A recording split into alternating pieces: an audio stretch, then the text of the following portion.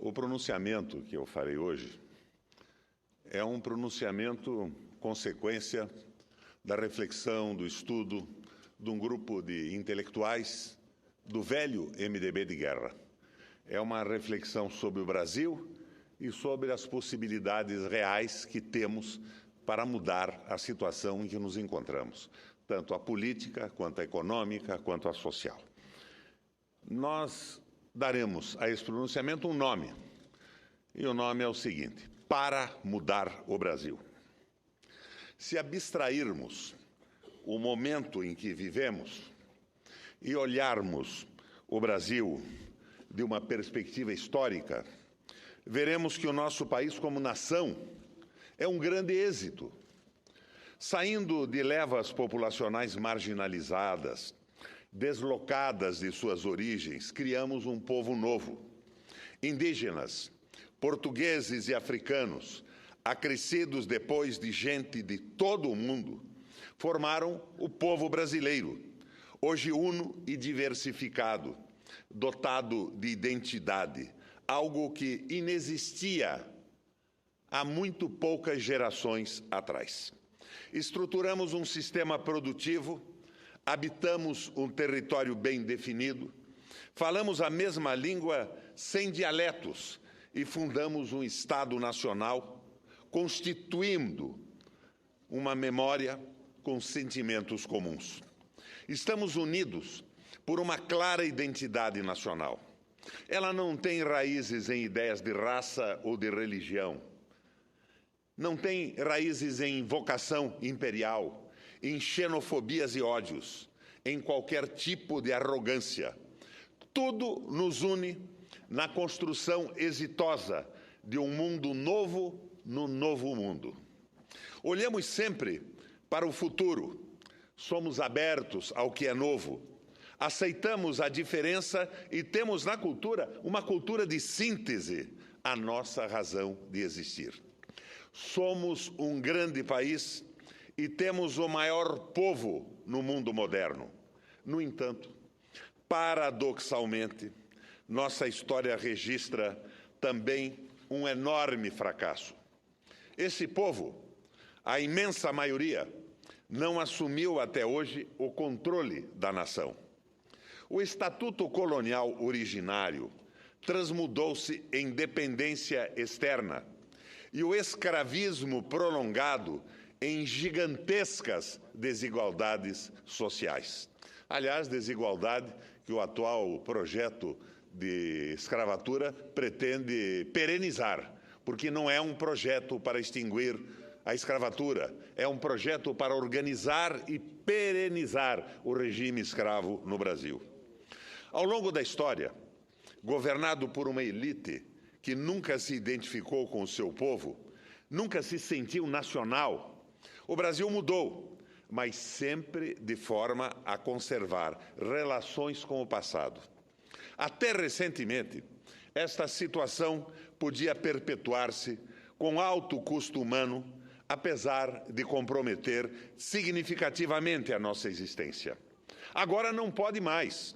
O crescimento demográfico, a formação de inúmeras grandes metrópoles, o acesso à informação e a maior capacitação técnica colocaram o nosso povo diante de um desafio incontornável, o desafio de tornar-se o agente da sua história.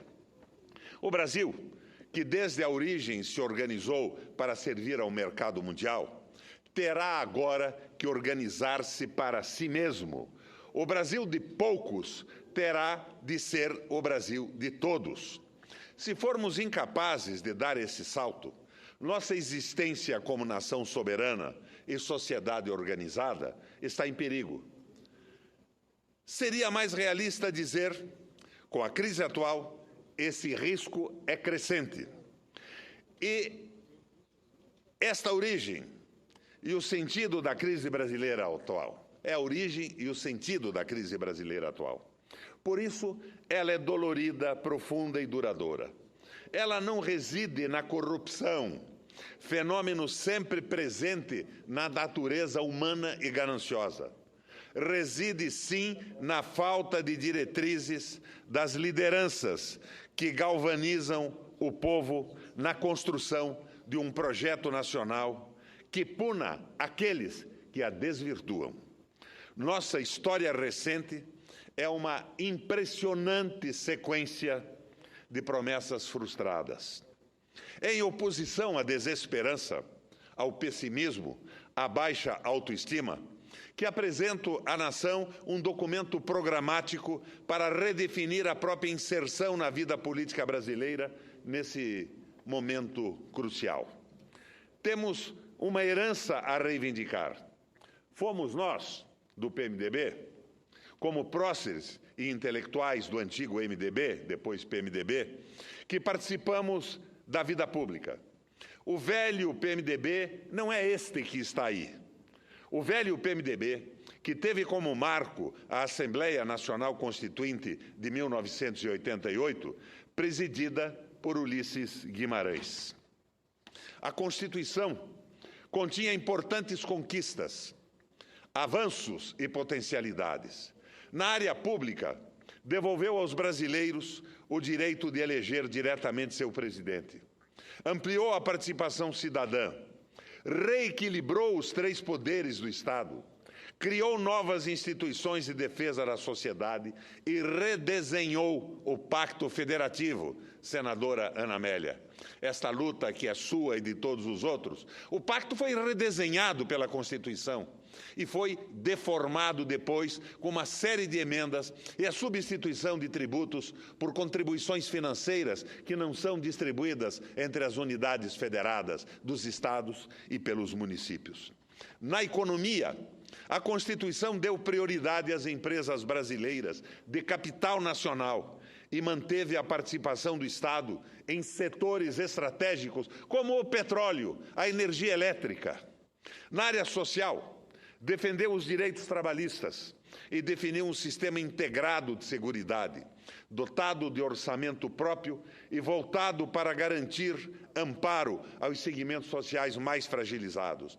Saúde pública para os doentes, previdência para os que ultrapassam o período de vida laboral, assistência social para portadores de deficiência e pessoas em situação de risco. Havia um projeto civilizatório por trás de tudo isso. No entanto, todas as conquistas da Constituição de 88 foram por inúmeras emendas anuladas. Na década de 90, deu-se a contra-reforma conservadora, feita em etapas, como se fosse um golpe de Estado estendido no tempo. A Constituição Cidadã, escrita à luz do dia, com ampla participação, foi sendo esquartejada por meio de decisões sucessivas que a sociedade não acompanhou, nem compreendeu, nem controlou, sequer foi chamada para referendar. Na economia, a ideia de um futuro construído por uma coletividade que interage democraticamente, tendo como foco o bem-estar para todos, foi substituída pelo futuro opaco que resulta do jogo do mercado. A cooperação deu lugar a uma competição feroz que só interessa aos mais fortes. O conceito de empresa nacional desapareceu da nossa legislação e o papel do Estado foi erodido e debilitado. Na área social, com o anunciado fim da era Vargas, os direitos trabalhistas ficaram sob ameaça e o sistema de seguridade, subordinado à lógica do arroxo fiscal, foi retalhado até tornar-se irreconhecível. Nosso crescimento econômico despencou.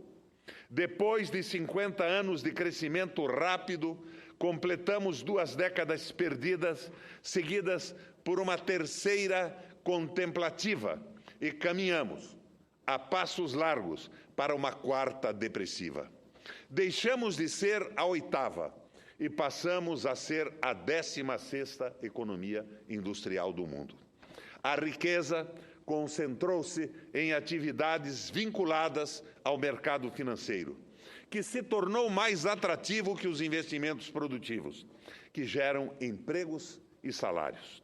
A economia desnacionalizou-se ainda mais, com empresas brasileiras sendo transformadas em massa, até mesmo nos setores mais estratégicos, em filiais de multinacionais que reservam para as matrizes as atividades mais nobres.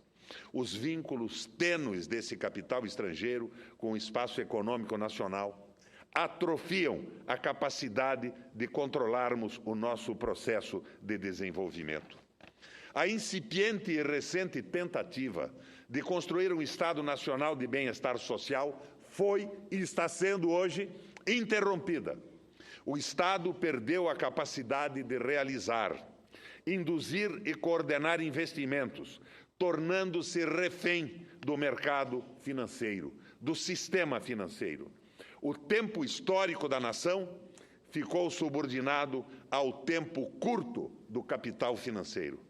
O país que em poucas décadas fez a Petrobras, a Companhia Vale do Rio Doce, a Embrapa, a Fundação Oswaldo Cruz, a Embraer, a Eletrobras, uma rede de excelentes universidades públicas, um Instituto Militar de Engenharia e centenas de empresas e instituições desse tipo, que até hoje o sustentam, perdeu a capacidade de fazer, de criar e de ousar. Há muitos anos só conjugamos os verbos cortar, vender, desnacionalizar, fatiar, desmontar e desfazer. Compreendemos a gravidade da crise brasileira e desejamos propor um novo projeto para a nação. Trata-se agora de reconstituir o bloco histórico capaz de retomar a construção do Brasil. O bloco formado pelos grupos sociais que vivem no mundo da produção, do trabalho e da cultura, de um lado, unidos ao povo mais pobre do outro. Assim, proponho como base para a construção do projeto nacional 5 compromissos. Primeiro, o compromisso com a democracia. Ele aponta para o aperfeiçoamento do sistema político brasileiro em bases amplamente participativas, com o resgate da dignidade da função pública em todos os níveis e a punição dos corruptos. Segundo, compromisso com a soberania. Ele representa a nossa determinação de dar continuidade ao processo de construção nacional, buscando recuperar para o Brasil a autonomia decisória que nós estamos perdendo para o capital financeiro. Terceiro, compromisso com a solidariedade. Construir uma nação de cidadãos, eliminando-se as chocantes desigualdades na distribuição da riqueza, da renda e, fundamentalmente, do acesso à cultura. Quarto, o compromisso com o desenvolvimento. Ele expressa a decisão de pôr fim à tirania do capital financeiro e à nossa condição economia periférica, dizendo que mobilizaremos todos os nossos recursos produtivos e não aceitaremos mais a imposição interna ou externa de políticas que frustrem o nosso potencial. Quinto, o compromisso com a sustentabilidade. Ele estabelece uma aliança com as gerações futuras, pois se refere à necessidade de buscarmos um novo estilo de desenvolvimento socialmente justo e ecologicamente viável. A expressão imediata do nosso descaminho é a ampla predominância, já faz muito tempo, de uma macroeconomia de curto prazo, que se nutre do próprio fracasso. Quanto maior o apelo a ela, maior a crise. Quanto maior a crise, maior o apelo. Ela precisa ser substituída por uma economia do desenvolvimento, com a combinação de políticas monetária e fiscal que nos coloquem no rumo do pleno emprego, pois o direito ao trabalho é o suporte da cidadania. Isto exige, desde logo, um conjunto de medidas conjugadas. Como? Transformação progressiva e ordenada da dívida pública em investimento produtivo, em obras de infraestrutura e em novas fábricas, controle da entrada e saída de capitais, redução da taxa básica de juros para níveis internacionais, administração do câmbio em um patamar favorável ao equilíbrio das contas externas, política fiscal e monetária que busque a estabilidade dos preços. Nos últimos anos, senador Otto, mais de 40% dos recursos da União têm sido usados com encargos de dívidas financeiras, restando bem menos de 5% para investimentos. A desproporção dos gastos com o serviço da dívida em relação aos demais gastos do Estado é chocante.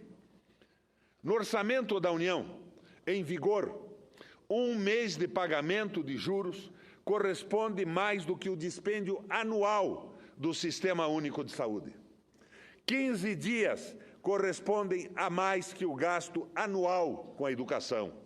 10 dias, bem mais do que os recursos alocados no programa Bolsa da Família.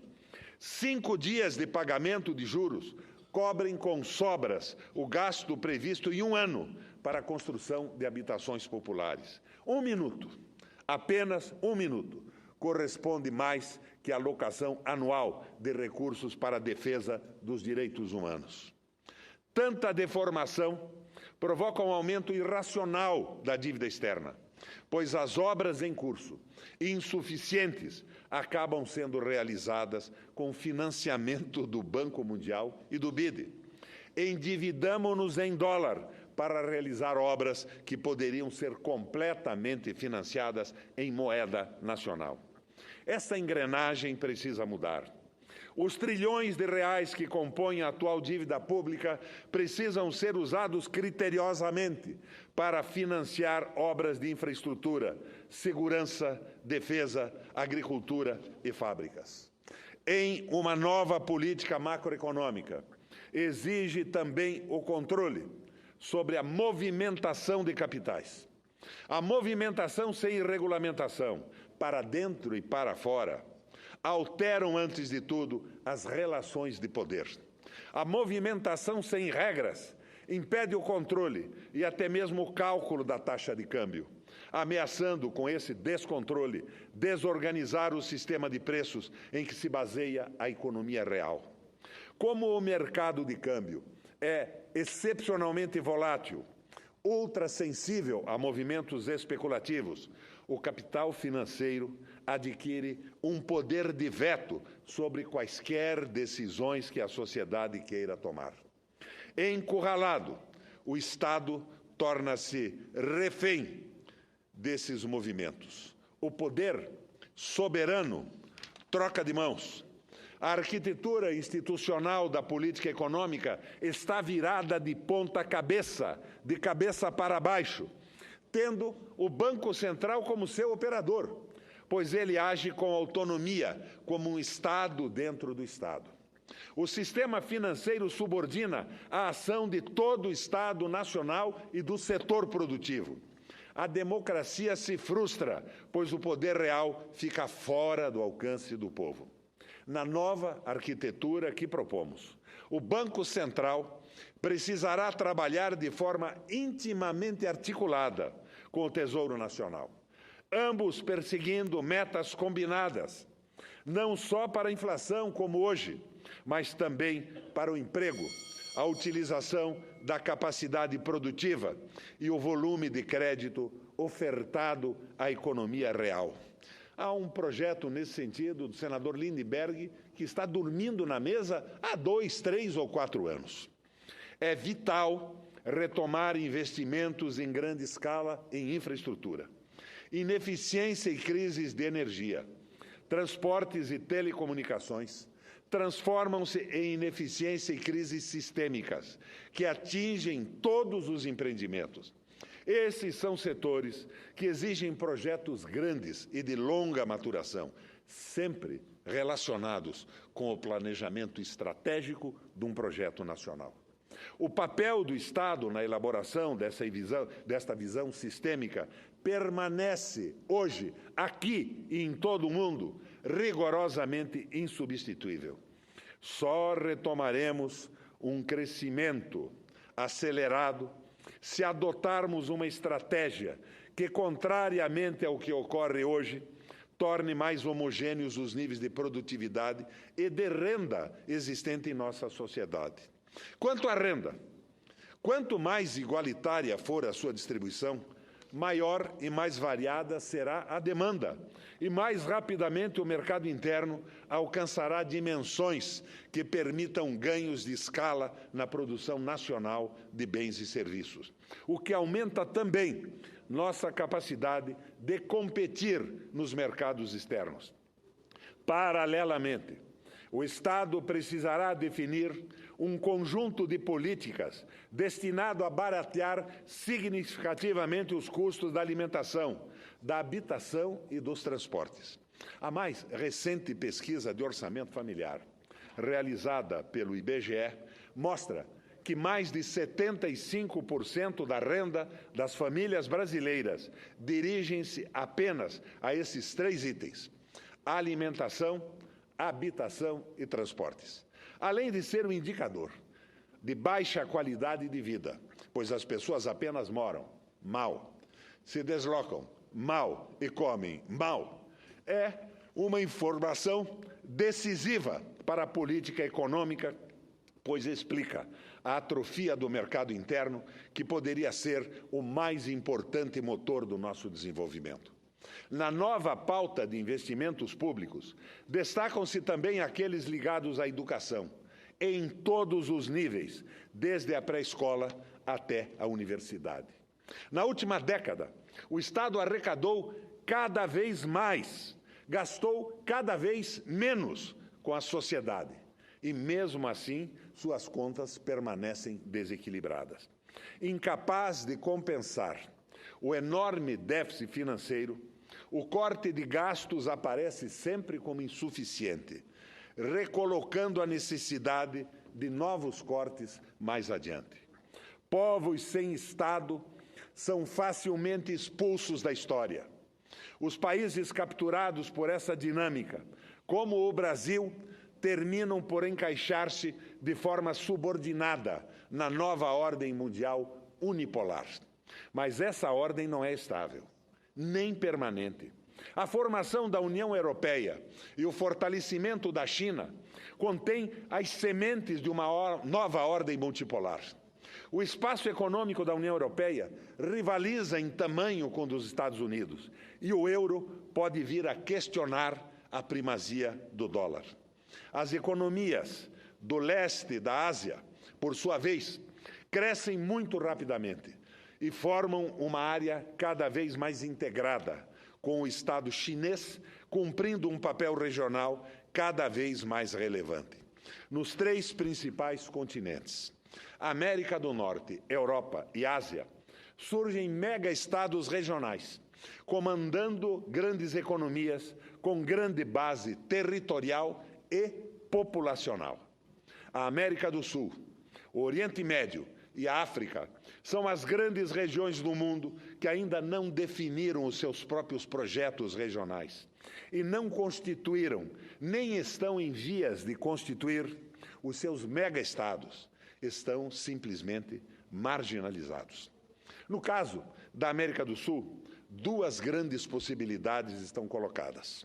A primeira vem sendo defendida por um número cada vez maior de cidadãos e instituições: a constituição de um projeto sul-americano que garanta a união dos nossos povos e a inserção soberana dos nossos países no sistema internacional. Tem na ALCA e seus sucedâneos o seu centro de articulação. Reforçaria e tornaria quase irreversíveis os processos de fragilização do continente, com sua incorporação formal a uma área regional sob o controle único direto dos Estados Unidos da América do Norte. Nossa margem de manobra no cenário internacional aumentará significativamente se a América do Sul assumir um projeto próprio. É um continente com grande potencial. A complementariedade das economias é enorme. A Venezuela é o segundo mais importante do mundo em recursos energéticos, só atrás da Rússia. A Argentina tem uma agricultura fortíssima. Dos 10 países mais bem dotados em recursos biológicos, 6 estão na Amazônia. Temos gás, petróleo, minérios, capacidade de geração elétrica, água, terras e insolação abundante. Nossos povos podem construir com facilidade uma identidade comum. Um projeto sul-americano é necessário e é viável. O Brasil tem um papel central nisto e, sem pretensões de hegemonia, tem grande interesse na integração. Mas é preciso ressaltar que só teremos política externa forte se tivermos controle sobre nossa própria base produtiva, capacidade de defesa, estoques estratégicos de alimentos e matérias-primas essenciais e a capacidade de produzir nossas sementes e medicamentos, investimentos pesados e coerentes em capacitação científica e tecnológica, alto grau de cidadania e assim por diante. Projetos multilaterais que permitam um reposicionamento como o BRICS devem ser incentivados. Esse conjunto de condições é vital para podermos tomar decisões com uma boa margem de autonomia. A sociedade brasileira está vivendo uma época crítica. Sua sobrevivência depende da solução que for encontrada. De forma consciente ou não, seremos cada vez mais chamados a tomarmos decisões, num ou noutro sentido, que dizem respeito às questões decisivas. Afinal, o Brasil tem sentido? Deseja mesmo se autogovernar? Pretende fazer do seu povo o construtor da nação? Nós respondemos que sim. A ampla predominância do capital internacional e de seus associados internos no contexto de uma dependência essencialmente financeira tem impedido a continuidade dos processos de construção nacional. Nunca foi tão grande a distância entre o que somos e o que poderíamos ser, disse Celso Furtado antes de nos deixar. As condições essenciais para preparar o salto do Brasil no século XXI são de natureza política, com a definição de um projeto próprio e a vontade de levá-lo adiante. E cultural, identidade clara e autoestima elevada. Aqui reside a fragilidade a ser combatida. Temos de repor a verdade que vem sendo destruída há mais de 20 anos pela elite venal. Somos um povo belo, mestiço, sincrético, tropical, feliz, tolerante e orgulhoso de ser brasileiro. Amamos o Brasil. Estamos no limiar de uma fase histórica nova, em que o povo brasileiro assumirá o comando de sua nação. Sua elevação plena à condição cidadã é, de longe, o nosso principal desafio. É preciso transformar a eliminação da pobreza e da incultura, sobre todas as suas formas e manifestações, em um objetivo explícito, ao qual a sociedade subordina os demais. Este objetivo nunca será atingido se for tratado como hoje, como resultado presumido de um modelo econômico qualquer. Sabemos ainda ser um país pobre, com brutais desigualdades, mas temos um parque industrial articulado e quase completo. Uma população jovem, com presença marcante de quadros técnicos e pessoas habituadas à produção moderna. A agricultura capaz de responder a estímulos adequados. Vasto espaço geográfico, recheado de recursos de todo tipo. Temos capacidade científica. A história está perguntando se a nossa geração vencerá a crise. A crise que vivemos e as nossas instituições terão a grandeza de fazer desabrochar a promessa civilizatória contida na sociedade brasileira. Com esse trabalho, convocamos todos os brasileiros que desejam responder que o façam repetindo. O nosso sim. Queremos sim construir uma nação moderna, independente e soberana. A esse trabalho, seguiremos com algumas propostas pontuais. Senador Cristóvão, o nosso projeto de educação, apesar de toda a discussão corporativa que tivemos, não é um projeto redentor da educação brasileira. Nós não temos ainda delineado de forma completa um projeto de infraestrutura que diga respeito às necessidades de um projeto nacional para gerar empregos e empresas. E eu lembro aqui sempre o exemplo da Espanha. A Espanha teve um investimento simplesmente brutal em infraestrutura que fez a riqueza de bancos e de empreiteiros. E hoje ela tem a maior estrutura rodoviária do mundo, mas não tem emprego, não tem indústria e não tem condição fácil de sair da situação em que se encontra. Nós precisamos detalhar um projeto nacional. E é isto que nós estamos nos dedicando.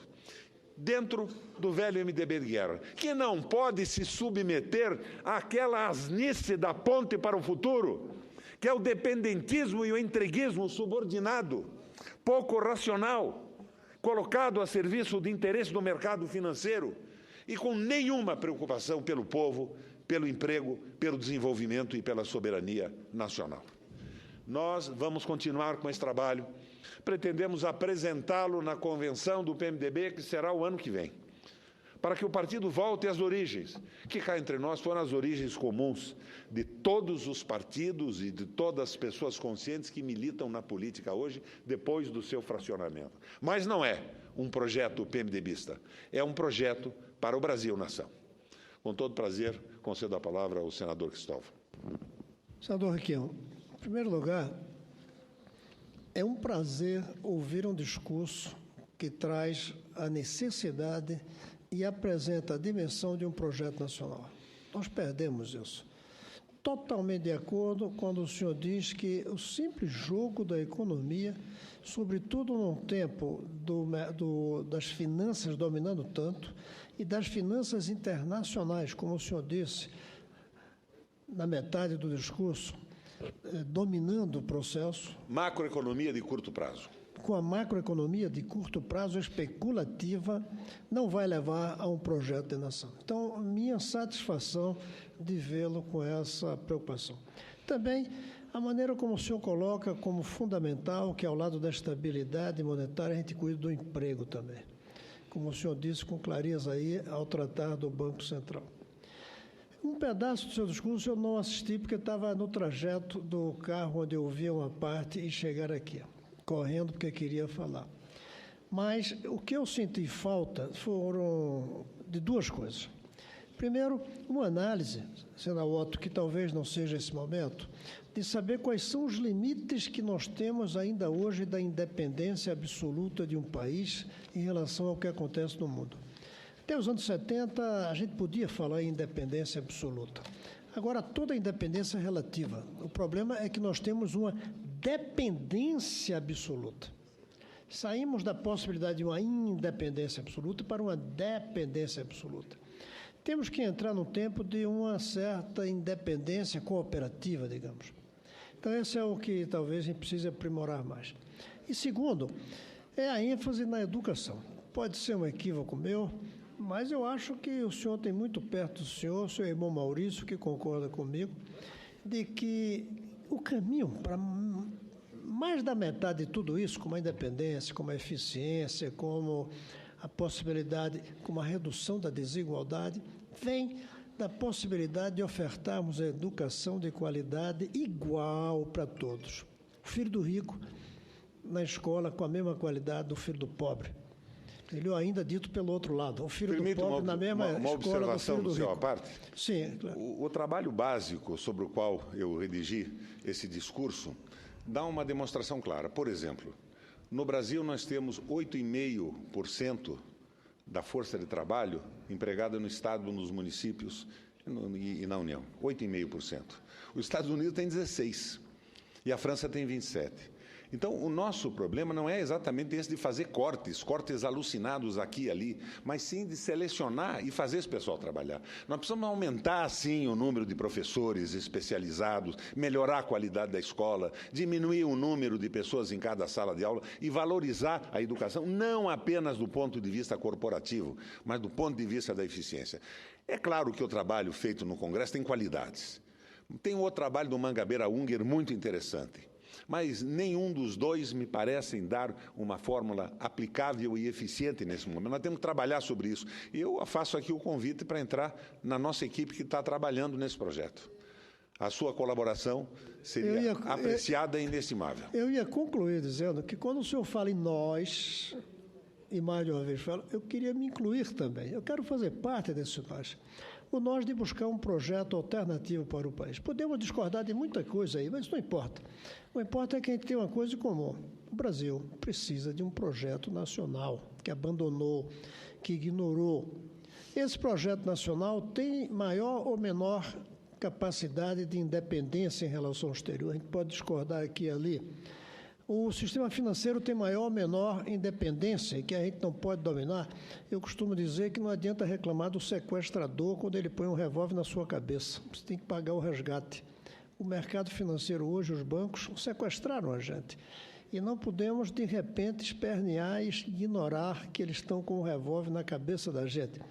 Tudo isso, eu acho que são detalhes que se pode discutir. Mas eu quero reafirmar o que eu comecei dizendo. É bom ouvir um senador trazendo a ideia de um projeto nacional em busca de um rumo para o Brasil e um rumo que leve em conta toda a potencialidade da autonomia, da independência que nós temos, a obrigação de buscar e condições de conseguir. Eu quero ser um dos que fazem parte do seu nós. O senador conhece mais ou menos o grupo que está elaborando esse tipo de raciocínio. A ideia da autoestima nacional, da condição de ser brasileiro, da formação do povo, passa pelo Carlos Lessa, pelo Dark Costa, pelo Márcio Henrique. Temos conversado paralelamente com economistas como a Maria da Conceição, o Beluso. O núcleo é aquele núcleo conhecido que trabalha perto de mim no governo do Estado e há muito tempo dando uma colaboração que transformou o meu governo num governo excelente no Paraná. Agora é um grupo aberto. PMDBista porque nós estamos nessa luta interna do PMDB. Mas muito mais importante que tudo isso é o país. Com todo prazer, eu concedo a parte à senadora Ana Amélia. Bem, eu ia já fazer uma cartinha para o senhor reclamando que eu tinha levantado primeiro o microfone, mas como quando foi o senador Cristóvão, eu não brigo com ele, que eu tenho uma admiração enorme. Eu tinha que começar porque estava aqui a sessão acompanhando o senador Requião e Vossa Excelência dá uma contribuição realmente valiosa para esse debate. Quero só duas observações. A primeira, cumprimentá-lo por esse reconhecimento da crise federativa. Quando Vossa Excelência fala do acréscimo de contribuições não compartilhadas com estados e municípios. Quem foi governador sabe bem da injustiça criada nesse processo. Então, teríamos que ter um pouco mais de solidariedade federativa, o que não está tendo, e levando municípios, eu sou municipalista, e estados a uma situação de, eu diria, quase insolvência, senador, porque ao que é exigido o rigor da lei de responsabilidade para os prefeitos, muitos dos quais afastados dos seus cargos por conta do rigor da lei, e também isso não é justo, e também a repartição dos recursos arrecadados. Nós não conseguimos avançar muito porque os conflitos de interesse entre estados e municípios e a União são notórios, então vai demorar o tempo que nós vamos chegar a isso. E a observação que eu faria, Vossa Excelência fez uma crítica à Espanha, falando que o país, que é um país que foi uma referência, fez uma estrutura logística de transportes extraordinária que está ociosa. Pelo contrário, senador, isso deu à Espanha a condição de ser hoje, na Europa, entre os países que têm numa área da economia extraordinariamente relevante, queria lhe enxergar agora, extremamente relevante, que é o turismo. E se não fosse essa infraestrutura de transporte, o país não poderia se beneficiar, mesmo que seja um país pequeno. Hoje o senhor tem um trem rápido de Madrid a cidades como Sevilha ou Córdoba, que o senhor faz isso com poucas horas. Então, eu penso que essa infraestrutura deu um salto de qualidade na mobilidade para os turistas, e a Espanha, com o turismo, tem uma participação importante no PIB desse importante país que todos nós amamos muito e que nos mostra como vencer crises, como já passou tantas na sua história. Muito obrigado e parabéns pelo seu pronunciamento. E temos nossas raízes ainda na Espanha também, né? Mas a Espanha, se tivesse casado o projeto de investimento em infraestrutura com a necessidade do desenvolvimento nacional, estaria bem. Porque o turismo é fantástico, mas hoje se viaja pela Espanha em rodovias com 4 ou 8 pistas, praticamente isolado, sozinho, solitário. A crise diminuiu o fluxo turístico e a Espanha perdeu receita. Então, o que eu vejo é a necessidade de um casamento entre um projeto nacional e integrado de industrialização com os investimentos em infraestrutura. Infraestrutura não é só turismo. É infraestrutura elétrica, é infraestrutura de saneamento, uma série de outros investimentos paralelos que aumentam a produtividade industrial. A infraestrutura não aumenta a produção industrial, mas ela dá condição de aumento da produtividade industrial, encurtando distâncias, facilitando transportes, fornecendo energia a preço barato, água, dando as condições corretas para aumentar a produtividade. Eu quero dar a palavra inicialmente, ao senador Maranhão. Senador, eu estava ouvindo atentamente o discurso de Vossa Excelência. Cheguei porque estava olhando a TV Senado e, de repente, pude ouvir Vossa Excelência na tribuna do Senado, trazendo um projeto que pode marcar o reencontro do nosso partido com as suas origens, o PMDB.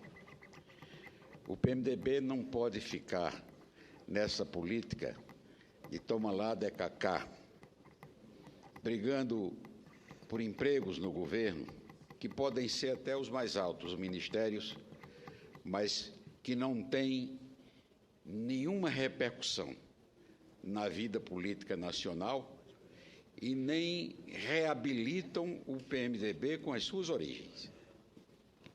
Na verdade, o eleitor do PMDB, que está disseminado no Brasil inteiro, é o partido que tem mais capilaridade na vida nacional. Não se fez, não se faz, nem a nossa base, que está lá em todos os recantos do país, se empolgaria com a política dessa natureza, porque ela contraria, inclusive, as origens, o DNA, as causas que deram origem ao PMDB. Mas eu me empolguei muito com o discurso de Vossa Excelência em quase todos os aspectos. Mas, marcadamente, quando Vossa Excelência fala da educação, quando Vossa Excelência fala da necessidade de reformular o modelo de educação que o Brasil tem. Um modelo superado, um modelo que não tem um século de atraso, não, deve ter mais de um século, talvez 1 século e meio ou 2 séculos. O Brasil não pôde se livrar da dependência tecnológica, científica, que lamentavelmente ainda tem. Ciência não pode ser uma torre de marfim apenas para alguns iluminados.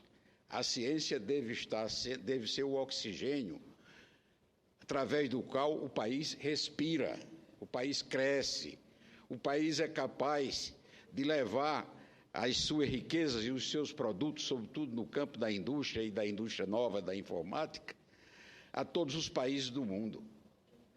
É assim que os chamados tigres asiáticos estão fazendo a sua independência, através de uma escola moderna, uma escola inclusiva, que abre espaço no mercado de trabalho. É triste a gente que é do Nordeste brasileiro e do interior ver que aqueles alunos que estão frequentando as escolas do curso médio, do curso primário, vão terminar o curso e continuar desempregados, porque os cursos existentes não levam o aluno, não preparam o aluno para o mercado de trabalho, para a profissionalização. O governo Lula deu um passo à frente nesse sentido, mas ficou muito tímido. A escola profissionalizante, os Cefetes e agora os institutos de educação, já na área do ensino superior, são pouquíssimos no Brasil. E o Brasil não sairá dessa crise sem um projeto arrojado. O Brasil precisa ter coragem de investir recursos na inteligência de seu povo, mas não está fazendo isso. E eu não sei quando vai fazer. Eu não sei sequer, na área corporativa, Vossa Excelência, quando atendeu a parte do senador Cristóvão Buarque, que é um pioneiro em matéria de educação, porque poucos falam disso, e eu o chamo apropriadamente de pioneiro. Vossa Excelência falou do corporativismo. É preciso que também os professores e, sobretudo, aqueles que estão administrando a área de educação se convençam de que tudo está errado e é preciso fazer uma reforma radical, uma verdadeira revolução, senão o Brasil não vai sair das dificuldades em que está. A indústria nacional é uma indústria, é uma grande linha de montagem, a colocar kits que vêm dos países desenvolvidos, inclusive da China continental, e depois são colocados dentro de uma caixa aqui e recebem um selo Made in Brasil. E, naturalmente, que os industriais, entre aspas, financiados pelos subsídios que o governo concede, vão ficar muito felizes e orgulhosos, mas todo mundo sabe que ali não tem nada produzido no Brasil. Eu sou prático. Por exemplo, este aparelhozinho que está aqui na minha mão, o telefone. O Brasil tem centenas, talvez milhares de modelos de telefone. Eu não sei se Vossa Excelência conhece algum que tenha sido produzido no Brasil. Que a inteligência desse nem produzido, nem projetado. Nenhum produzido no Brasil. E onde é que está a nossa capacidade? Nós queremos continuar como meros importadores de produtos da China ou de quem mais tem a capacidade de fazê-lo? A própria indústria automobilística, que uma vez foi chamada de indústria de carroças pelo ex-presidente Collor, e agora merecia de novo qualquer apodo nesse sentido, porque estão importando os carros inteiros. A inteligência do carro, o motor, o câmbio, e quando parte para os eletrônicos, nada é produzido do país. Você compra um carro, hoje a Mercedes-Benz, a Porsche, não sei mais o que, está aí nas principais revistas nacionais anunciando os seus últimos modelos produzidos na Alemanha, na Europa, na França e nos Estados Unidos como produto nacional, e nós sabemos que é uma mentira, porque o Brasil não foi capaz de produzir algo que fosse realmente resultado da inteligência e da capacidade de nossos filhos. Vossa Excelência traçou aí uma ode, e eu assino embaixo, a inteligência da juventude. Essa juventude está sequiosa por saber, por conhecer, mas é preciso que se lhe ofereça oportunidades. Os professores são obrigados, em todos os níveis, a ter 2, 3 bicos para poder sobreviver, vivendo de um salário de fome que não lhes permite frequentar os laboratórios, desenvolver experimentos e novos projetos para motivar os seus alunos. Então, eu acho que Vossa Excelência foi muito feliz. Eu estou falando apenas de um aspecto, claro que no improviso de uma parte, para dizer do meu entusiasmo, mas tudo mais que Vossa Excelência falou aí poderá se constituir numa bandeira para o nosso grande partido, o PMDB, se os seus dirigentes tiverem juízo para abraçar essas novas causas e saírem do dia a dia medíocre que nós estamos vivendo, lamentavelmente, e talvez por isso mesmo, sendo testemunhas dessas desgraças que têm acontecido aí recentemente no Brasil. Senador Maranhão, parece um paradoxo, né? Mas a mudança e a modernização do partido vem de dois dinossauros PMDBistas, eu e Vossa Excelência. Eu me lembrava aqui, ironicamente, de uma frase do Nelson Rodrigues, quando diziam a ele, qual é a sua proposta para os jovens? Ele, com aquele cinismo irônico, dizia, envelheçam, meus filhos. Não se muda uma realidade sem o conhecimento do passado, sem uma análise inteligente do presente e uma proposta para o futuro. Nós não podemos continuar a reboque de ideias que vêm de fora para dentro e que visam única e tão somente nos colocar na dependência de países já mais desenvolvidos e organizados. Com todo prazer, concedo a parte ao senador Regufe. Senador Roberto Requião, eu quero primeiro parabenizar Vossa Excelência pelo pronunciamento, por um detalhe muito específico, porque Vossa Excelência está fazendo aqui um debate de um projeto nacional. E eu sinto falta desse debate hoje no Parlamento. Se debate no Brasil muito projetos de poder, mas não se discute um projeto de país, um projeto de desenvolvimento nacional, um projeto nacional. Então, quero aqui primeiro me congratular com Vossa Excelência de ter ido à tribuna para fazer um debate de ideias, um debate do futuro do país. E não um debate da barganha política, um debate de um projeto de poder, mas um verdadeiro debate de um projeto nacional. Com relação ao pronunciamento de Vossa Excelência, tem partes que eu concordo, outras que não é bem a minha opinião, mas Vossa Excelência toca num ponto que é muito importante, que é a necessidade de ter uma política desenvolvimentista nesse país. Esse país precisa ter uma política desenvolvimentista, que desenvolva economicamente o país, que gere emprego e renda, que incentive as pessoas a realmente a empreender e desenvolver o país. Então, essa questão do desenvolvimentismo, a questão do desenvolvimento econômico, eu considero importante. Agora, eu queria me ater aqui a um ponto que Vossa Excelência colocou no início do seu pronunciamento, que para mim é de suma importância e que eu não vi, e que eu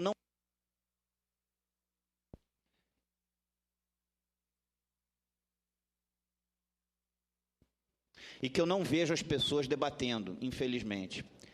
Vossa Excelência falou com muita propriedade no início do seu pronunciamento sobre o aperfeiçoamento da democracia. Na minha concepção, a democracia representativa, como a gente conhece, ela está falida. As pessoas, elas não querem mais, muitas vezes, votar por representantes, elas querem a democracia direta. Eu acho que nós precisamos aperfeiçoar os mecanismos de democracia direta. Vossa Excelência utilizou o termo democracia participativa, aumentar a participação da sociedade, e eu considero que o futuro é isso, é a sociedade governando junto, a sociedade legislando junto, a sociedade participando junto dos governos nesse país, nos seus diferentes níveis. E eu acho que nós temos que avançar para isso, para mais mecanismos de democracia direta, para a população participar diretamente do ato de governar. E Vossa Excelência foi muito feliz quando coloca isso como uma das premissas na questão da democracia participativa. Eu acho que nós temos que avançar para isso, para poder fazer a sociedade se sentir partícipe do ato de governar diretamente junto ao governo. E eu queria me parabenizar com Vossa Excelência. Senador Regufe, a democracia atual é uma democracia inspirada no processo grego. É a democracia da ágora, onde os gregos, cidadãos nascidos em Atenas, decidiam questões muito importantes para o seu Estado. Mas essa democracia também era limitada. Ela excluía todos os estrangeiros, excluía os escravos nascidos e não nascidos, e os mais pobres não participavam. Daí, um líder, um rei grego, introduziu o mandato pago, o salário. Eu vejo muita crítica ao salário dos parlamentares, dos vereadores. O mandato pago foi uma inovação para possibilitar que os mais pobres pudessem participar da política, porque a política passou a ser um dom, um munus das pessoas abastadas, porque os pobres não tinham nenhuma condição de se dedicar à administração pública. Mas essa democracia direta, ela evolui para a democracia representativa à medida que as questões do Estado são tão complexas que não podem ser discutidas uma a uma na ágora. Elas têm que se vincular a uma delegação da base para determinados personagens, que são os mandatários, os parlamentares, que vão falar em nome da base. Mas a traição da delegação, a falência da representatividade foi tão grande que o movimento sindical italiano criou uma outra figura que eu acho que é que nós temos que utilizar como evolução do processo. É um mandato imperativo. O sujeito se elege dizendo que vai cumprir determinadas condições, tem um programa econômico, tem um programa social, e no momento em que ele deixa de cumprir, ele perde imediatamente o mandato e a base que o elegeu coloca outro no lugar. O mandato imperativo é fundamental. Hoje nós temos a falência da democracia representativa. Eu vejo essa falência quando o meu PMDB apresenta na Fundação Ulisses Guimarães um projeto que está à direita da loucura do Joaquim Levy, que é o dependentismo, é a vinculação definitiva do país aos interesses econômicos do capital financeiro vadio. Então, a democracia se vinculando a um mandato imperativo, nós estaríamos dando um passo importantíssimo. E a Dilma, ao invés de estar preocupada com esse impeachment, que realmente não vai ter sucesso, porque ela não é desonesta, ela devia estar preocupada com o seu compromisso eleitoral que a levou ao Palácio do Planalto, e o não cumprimento das ideias colocadas durante o processo de eleição. Senador Requião, só fazer um adendo a Vossa Excelência, concordo em gênero, número e grau. Eu, inclusive, protocolei aqui nessa casa, no início do mandato, uma proposta de emenda à Constituição, uma PEC, sobre a revogabilidade de mandatos, onde a pessoa eleita teria que cumprir absolutamente tudo o que ela se comprometeu durante o processo eleitoral e registrou na Justiça Eleitoral. Ela teria que registrar no início do processo eleitoral suas propostas e compromissos pelas quais ela quer ser candidata. Na verdade, o registro existe já, é o estatuto do partido pelo qual ele se candidata. Ela quer ser candidata e eleita teria que cumprir tudo aquilo. Então, tem uma PEC tramitando de minha autoria nessa casa sobre a revogabilidade. E o voto aberto, senador Regufe, sempre aberto em todas as circunstâncias. O pessoal diz, não, mas o judiciário pode retalhar um parlamentar que vote contra a admissão, a confirmação da nomeação de um juiz. Não é bem assim. O que eles podem, nós podemos também. À medida que eles podem mandar prender um parlamentar, com o que nós concordamos numa sessão memorável aqui, nós podemos empichá-los também, impedi-los também, desde que não cumpram o seu dever constitucional e não procedam com correção. Então, não há por que haver esse medo do Congresso Nacional. Esse medo vem, provavelmente, da origem do financiamento de empresas privadas para campanhas eleitorais. Os parlamentares se vinculam aos seus financiadores e não se vinculam mais aos ideais partidários. Eu lembro que o meu PMDB, na época em que algumas pessoas que me ajudaram à reflexão desse processo estavam no partido, era o partido das classes populares, o partido das classes desligadas do interesse do grande capital, o partido dos funcionários públicos, das mulheres, das minorias. De repente, eu abro o livro do PMDB, de Estatuto e Princípios, retiraram isso numa convenção mandrake dessas que fazem, de repente, sem que a gente tome conhecimento. Assim como retiraram da Constituição o Estado Social, progressivamente, com emendinhas. E agora surge aí o Joaquim Levy e o PMDB apresenta o tal Ponte para o Futuro, que nada mais é do que uma regressão absoluta de todos os princípios, uma traição completa. Num partido sério, o pessoal que apresentou aquilo seria excluído dos quadros partidários. Presidente, muito obrigado pela enorme tolerância na realização desse debate e vamos levar essa discussão para frente.